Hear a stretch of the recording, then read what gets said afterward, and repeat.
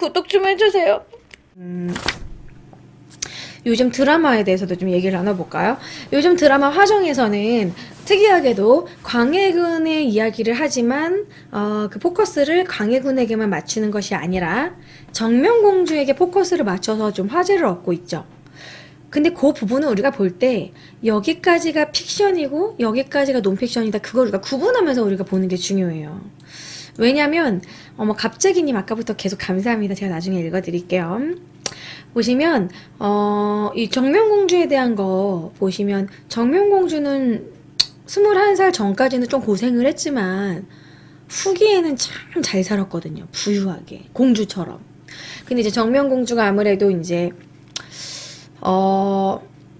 영창대군의 이제 누나잖아요. 저 영창대군 자기 동생도 그렇게 잔인하게 죽었고, 그리고 임목대비 유폐됐을 때 천민으로 갑자기 강등돼가지고 고생도 했고, 그러다가 이제 다시 이제 복권돼서 다시 공주 대우를 받고, 인조 때는 엄청나게 대우를 받아요. 근데 이제 이 정명공주의 삶을 봤을 때 막 드라마틱한 그런 게 별로 없거든요. 그래서 화정에서는 좀 정명공주의 삶을 너무 드라마틱하게 좀 바꿔놨어.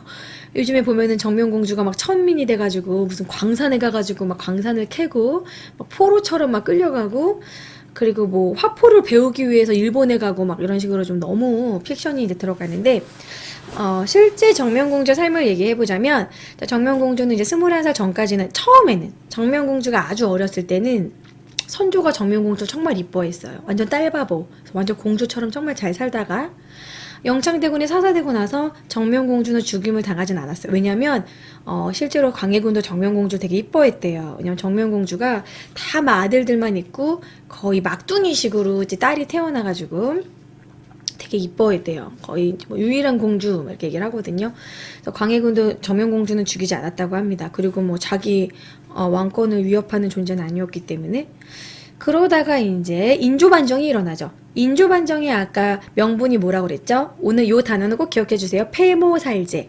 폐모살제 그거였기 때문에 다시 임목대비를 다시 이제 왕으로 올리면서 인조반정의 명분이 임목대비를 그렇게 폐위한 것에 대한 그런 거, 영창대군 사사 그것 때문이기 때문에 임목대비를 엄청 극진하게 대우했어요.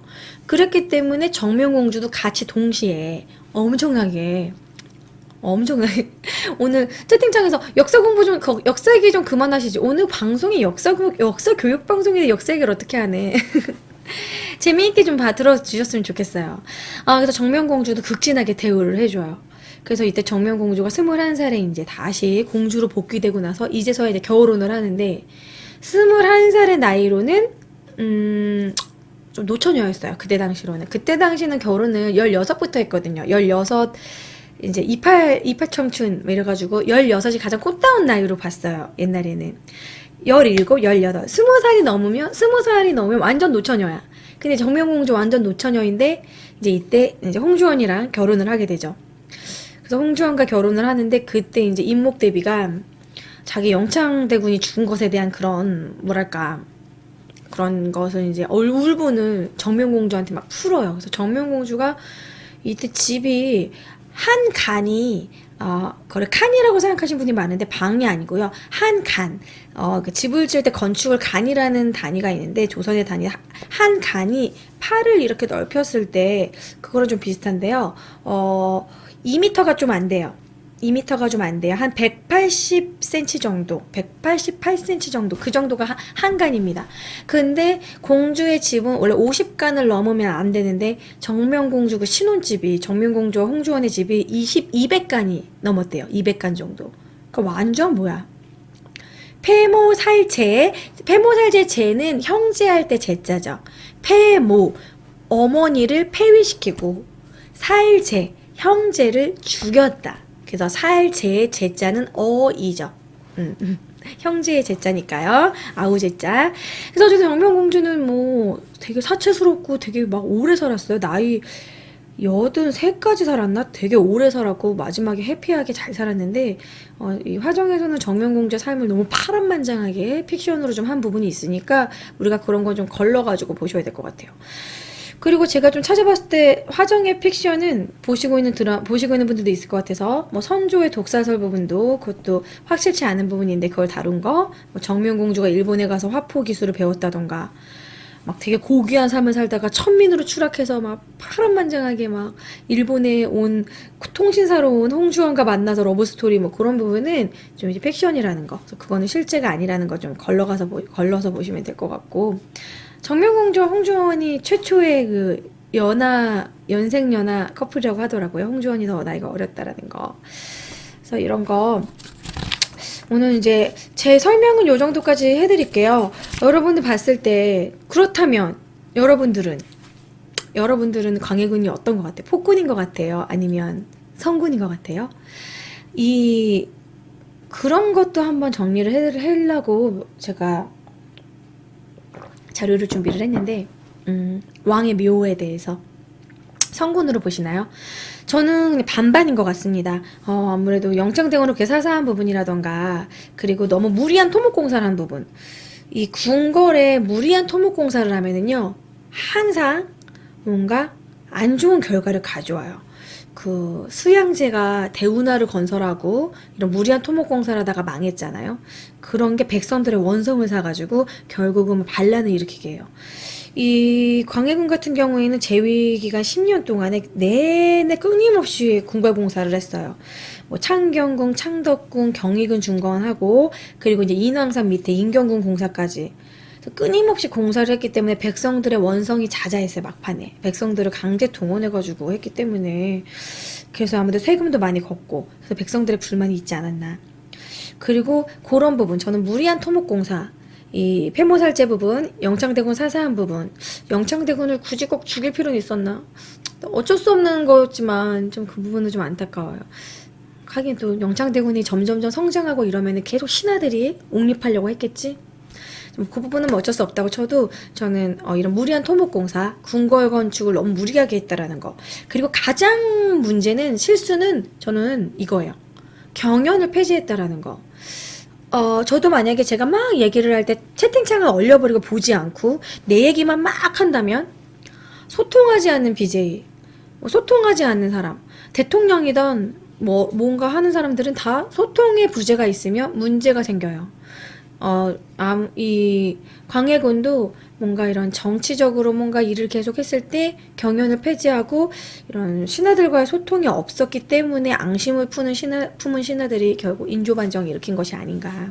그래서 저는 경연을 폐지하고 무리한 토목공사, 이 두 가지가 가장 광해군의 오점이라고 생각을 하고요. 저는 성군이라고는 할 수는 없고 그래도 뛰어났다, 저는 명군 정도로 이렇게 점수를 주고 싶습니다. 폭군은 아닌 것 같아요. 왜냐면 폭군이란 연산군 정도 돼야지. 연산군 정도 막 신하들 막 죽이고 막 내장 꺼내고 막 각 지방에 막 이쁘다는 여자들 다 데려와가지고 이제 막 10명씩 같이 자고 막 그래야 이제 그 정도 이제 사치와 방탕한 생활을 해줘야, 그래야 이제 어느 정도 폭군이죠. 그럼 우리가 이런 군을 붙이는 거는 왜 군을 붙이고, 누구는 조를 붙이고 왕을, 누구는 종을 붙이고 왜 그런 걸까요? 그거는 좀 얘기가 많은데요. 저는 이제 가장 보편적인 걸로 정리를 해드릴게요. 사실 후대로 가면은 이것도 의미가 없긴 한데, 초기에만 좀 요게 맞지, 후대로 가면은 왕들이 시켜요. 나 꼭 조 붙여줘. 선조가 나 꼭 조 붙여줘. 죽기 전에 꼭 그렇게 강요했고, 사실 인조나 선조는 조자를 붙일 만한 왕이 아니잖아요. 선조나 인조가 대표적인 무능한 왕 2명으로 꼽는데, 자 보시면 일단 조는요, 왕조를 세우거나 태조 이성계 이런 식으로 왕조를 세우거나 탁월한 공이 있는 왕에게 조자를 붙입니다. 나라를 세웠거나 변란해서 백성을 구했다. 선조는 임진왜란 때 백성을 구했다, 임진왜란을 뭐 막아냈다, 그래서 자기 조자 달라고 그런 거예요. 그래서 백성을 구한 굵직한 업적을 세우면 조를 붙여요. 종은 덕치, 세종대왕 생각하면 돼. 세종대왕 업적 되게 많지 않나? 세종대왕은 막 굵직한 그런 공보다는 되게 덕치, 왕도 정치, 신하들에게 잘하고 막 경연 활성화, 되게 유한 왕이잖아요. 그런 성군 그러면 이제 종을 붙여요. 문무를 융성하게 한 세종대왕 훈민정음 창제하고 문무를 융성시켰죠. 그렇죠. 그렇게 생각하시면 돼요. 종은 덕치를 하고 덕으로 나라를 다스리고 문무를 융성하게 한 왕에게 붙인다는 거. 그 선조의 이 선조라는 건 그 광해군 아빠 선조가 아니라 선대왕의 치적을 받아서 덕으로 다스리고 문무를 융성하게 한 왕. 문화적으로 융성시킨 왕을 종자를 붙입니다. 그래서 세종대왕이 대표적으로 얘기할 수 있겠죠. 자, 그 다음에 군. 도대체 군은 뭐냐? 군은 우리가 이제 왕자의 칭호가 이제 군이잖아요. 거기서 이제 끝난 거예요. 폐위된 왕들에게 주로 군자를 붙입니다. 연산군, 광해군 이런 식으로 인조반정, 중종반정. 연산군은 중종반정으로 신하들이 쫓아냈죠. 반정은 신하들이 정치로 바로 잡는다. 그리고 광해군처럼 이제 인조반정. 그 시대의 질서를 벗어나거나 부도덕한 행위. 오늘 말한 폐모살제 뭐 이런 폐륜적인 행위를 했을 때 군주에게 이제 쫓아내면서 좀 강등시킨 게 이제 군인 거죠. 그래서 우리는 이제 연산군과 광해군이 군으로 남아 있는 거죠. 포인트맨님은 외란으로 왕의 권위와 조선의 정당성이 없어졌다고 생각돼 이를 지켜본 광해는 왕권의 약화를 느꼈을 것이고 전쟁을 전혀 준비하는 조선의 성리학의 진저리가 나서 그래서 경연을 폐지한 것도 좀 있어요. 문묘에 대한 것도 막 자기 마음대로 바꾸려고 하고 이런 문치주의에 염증을 느낀 거지. 그리고 제가 생각하기로도 광해군이 전쟁 때 실제로 싸웠잖아요. 백성들이 죽어나가고 이 전쟁에 대해서 보면서 제일 중요한 건 국방력이다. 공부가 아니다. 공부 따위가 아니다. 이런 식으로 생각해서 이런 문치주의 부분에 대해서 이제 진저리를 치고 경연도 폐지하지 않았나. 근데 또 너무 무리한 그런 정치적 행보가 신하들에게 이제 눈에 가시가 됐고, 광해군은 끊임없이 독살에 시달리고 막 그랬잖아요. 서인들이 막 광해군에 대해서 막 계속 광해군을 이렇게 막 쪼고 계속 이렇게 정말 독살 위험을 겪은. 그래서 실제로 영화에도 그런 독살 때문에 되게 까칠해지고, 그리고 광해군이 눈병이 되게 심했대요. 제가 그거를 웹툰을 캡처하려다 말았는데, 제가 잘 보고 있는 조선한조 실톡이라는 네이버 웹툰을 보시면 거기에 이제 광해군이 눈병이 되게 심했다라는 거. 그래서 그 경연 같은 거 안 나가고 뭐 이런 거 신하들하고 안 만나려고 할 때 항상 눈병 핑계를 댔다고 실록에 남아 있다고 합니다.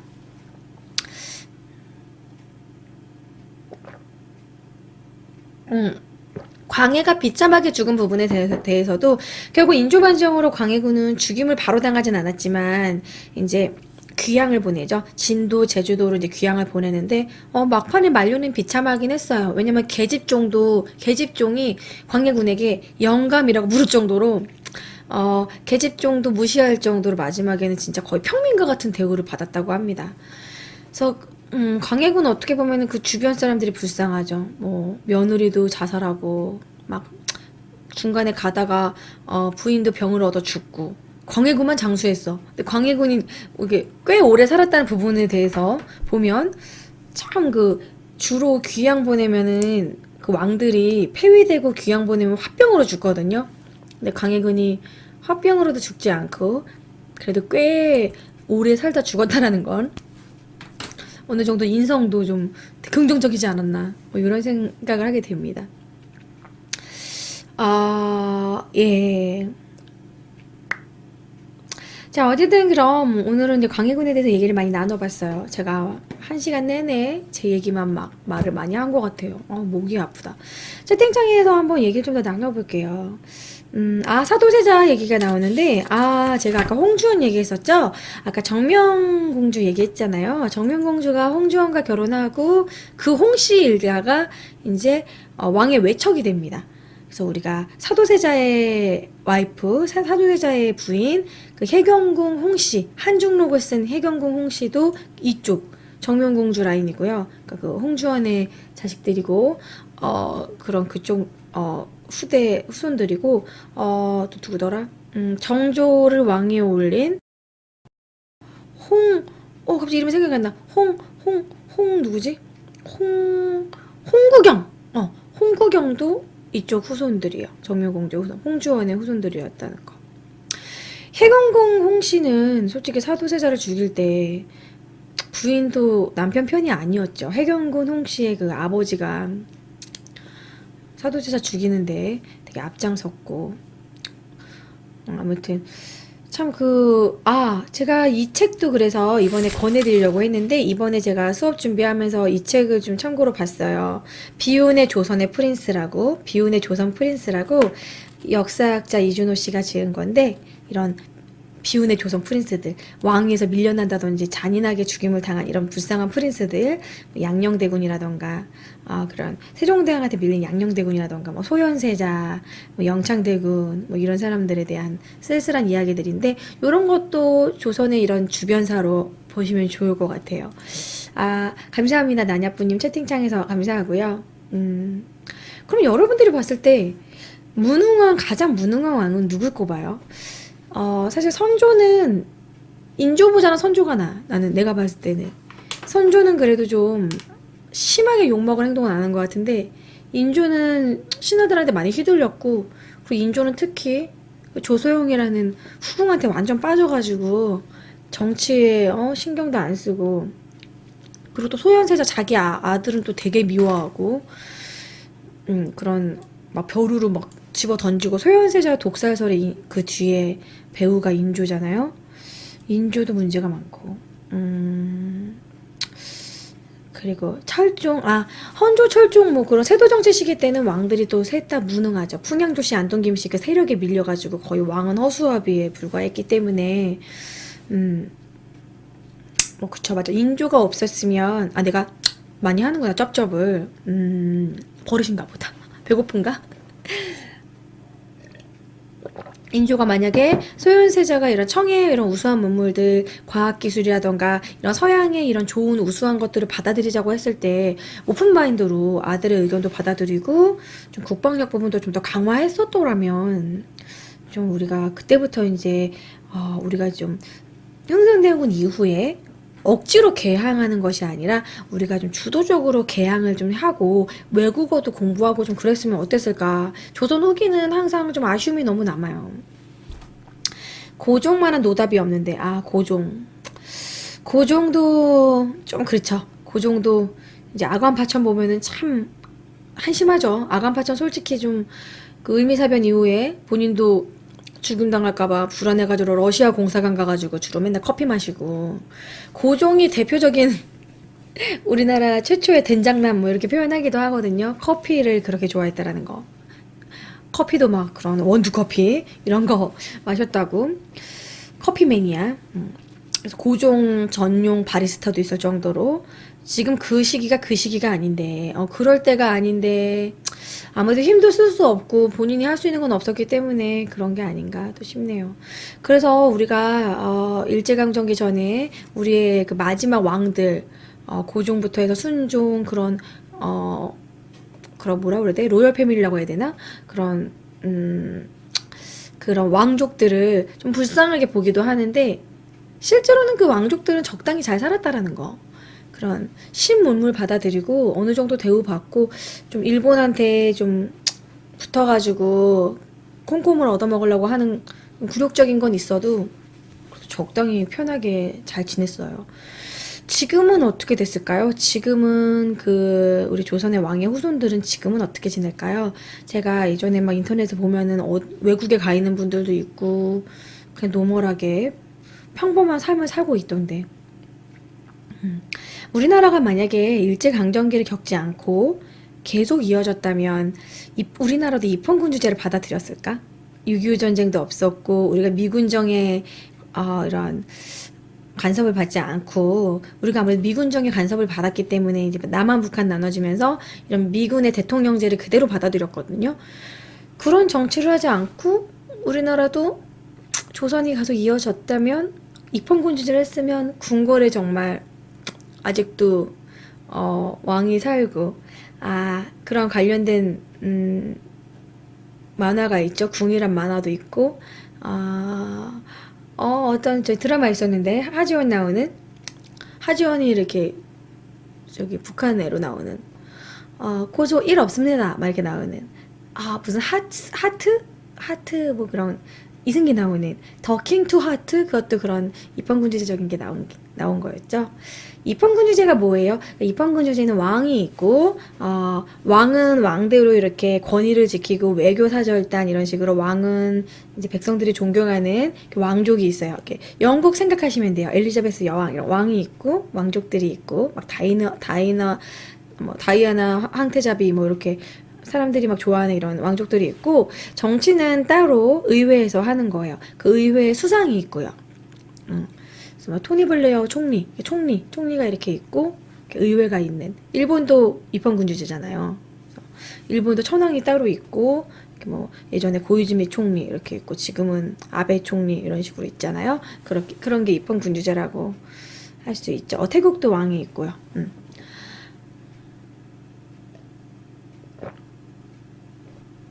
섬나라여야 입헌군 주제가 가능해요. 뭐 꼭 그런 건 아닌데, 정말 입헌군 주제인 나라가 섬나라인 경우가 많네요. 일본은 영국을, 좀 뭐랄까, 되게 많이 따라했고 신봉했다고 해야 되나? 일본의 그 우현들도 영국과 그대로 따라한 거고, 입헌군 주제적인 거, 메이지 유신 그 입헌군 주제적인 것도 자기네들이 아시아의 작은 영국이다, 이렇게 생각해서 영국의 많은 문물들을 그대로 많이 받아들였어요. 그리고 일본의 그런 웹툰 그런 애니메이션 보더라도 특히 미야자키 하야오의 그런 애니메이션을 보면은 되게 일본을 영국처럼 그려요. 막 모자를 쓰고 홍차를 마시고 뭐 센가치히로의 행방불명인가? 그런 거라던가 뭐 하울의 움직이는 성 이런 거 보면은 복장이나 이런 게 유럽 같아요. 영국 같아요. 그러니까 그런 식으로 좀 일본에는 그런 식의 심리를 갖고 있는 사람들이 많아요. 방장님 개화기 꽃미남 서지필은 어떻게 생각하십니까? 서지필이 그렇게 잘생겼다고는 하는데 잘산대구님 뭐 굳이 지금 서지필 얘기를 할 필요는 없을 것 같네요. 예. 그러면 퀴즈 한번 가볼까? 퀴즈? 물만두님이 한나님 역교과 지망하는 학생인데요. 역사교육과 가면 한자 공부도 많이 하나요? 예, 많이 해야 돼요. 저도 대학교 때는 한자 공부 많이 하고 5편을 맨날 달고 살았는데 지금은 많이 까먹었는데요. 한자를 많이 알면 역사 공부하는데 유리해요. 대학교 때 가서 개론서를 보면은요, 한국사 개론서인데도 불구하고 꼭 웬만한 단어는 한문으로 써 있어요. 옛날 분들이 지은 그런 개론서들을 보면.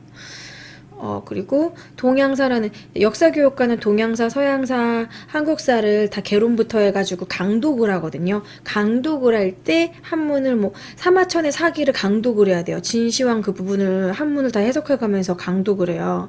그래서 한문 많이 알면 유리하죠. 5편 찾는 게 되게 힘들거든요. 한국사 강독을 할 때도 경세유표, 뭐 이렇게 목민심서 이런 거 강독을 해요. 그래서 어렵습니다. 한문을 많이 알면 좋죠. 근데 우리나라의 단어들이 거의 50% 이상이 어려운 단어들은 다 한문으로 되어 있어요. 그 뜻이 다 한문에 있거든요.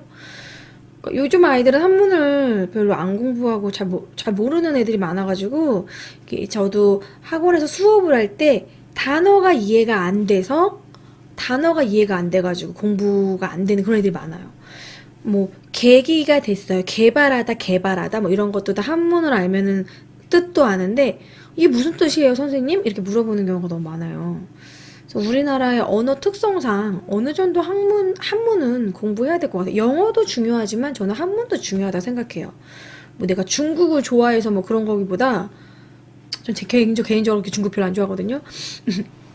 근데 그 우리나라 언어를 깊이 이해하기 위해서는, 역사를 하기 위해서는 한문은 어느 정도 공부해야 되는. 저도 기회가 되면은 한문 그런 자격증 따고 싶은데 한문 공부를 저도 해야 된다고 생각해요. 냐냐뿌님 또 감사합니다. 예.